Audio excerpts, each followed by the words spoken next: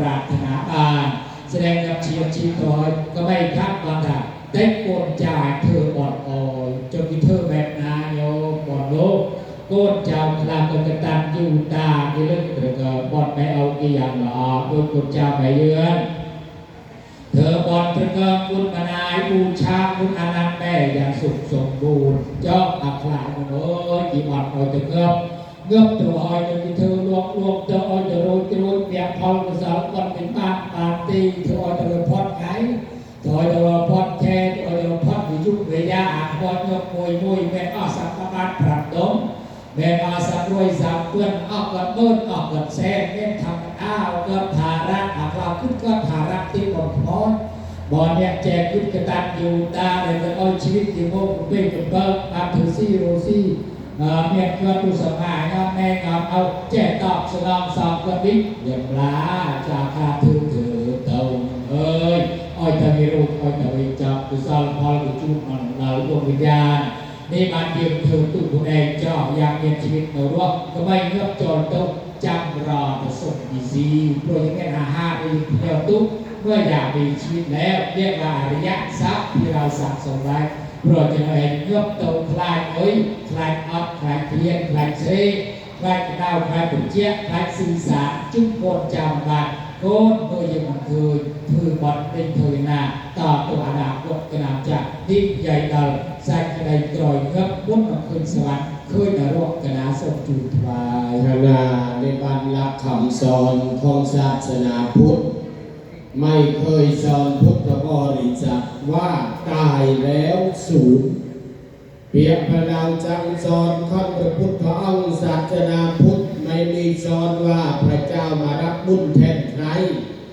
พระเจ้ามารับบาปแทนใครพระพุทธเจ้าทรงสอนเราว่าสัตว์โลกย่อมเป็นไปตามกรรมมุนาวัตติโลโกสัตว์โลกก็โตตามกรรมโลกเปรียบชื่อเรื่องกรรมมันชื่อเรื่องไอ้ในบรรพบุรุษโปรดใจโลกหลังความตายเปรียบลุงซ่อนพาอ้อยคลายก่อนเตือนเงือกเธอวิจารณ์ทำอะไรก็ได้ตามอำเภอใจร้องรำทำเพลงกินเที่ยวเฮฮาคดโกงกันกล่าวหาชิ้นดีชิ้นเด่นกันได้แต่โลกหลังความตายคุณไปทำอย่างนั้นไม่ได้หรอก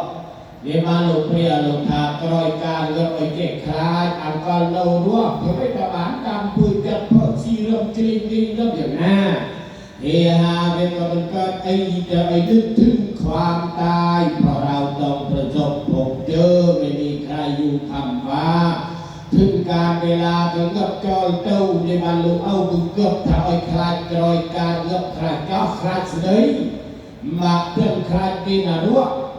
มาเพื่อนคลายปีเปรตเมนเงือบไหนไหนก็ยืดเต้านรวกเลยนะเมนเงือบเสะก็ยืดเต้านรวกเสะอาโดนายจีมารวยไงบางทีเอาสดับคำพิพากษา100 วันเป็นวันตัดสินดวงวิญญาณจับไปนรกไปสวรรค์อีก100 วันนับตั้งแต่วันเผารถปีเสะเรามาด้วยไงอันทศรถทรตะวิรุลหะกุเมตุราชยมมาทูตตองโบนย่อมยืนตัวสมุเลขากหบดีนายบัญชีพระกิมกะนั้นเนี่ยแดดจดบัญชีบันทึกมือตุแต่ยืนเธอบาเทวันบรรณาเสด็จบันเลิงสดับคำพิพากษาปิพยาโยมราช100 วันคือวันตัดสินดวงวิญญาณจะไปนรกไปสวรรค์อีก100 วันในบ้านซิมก็นิยมทำบุญ100 วันก็แม่ก็เทวันมารวยง่ายตัวอ้อยตัวง่ายตัดสินดวงวิญญาณจบ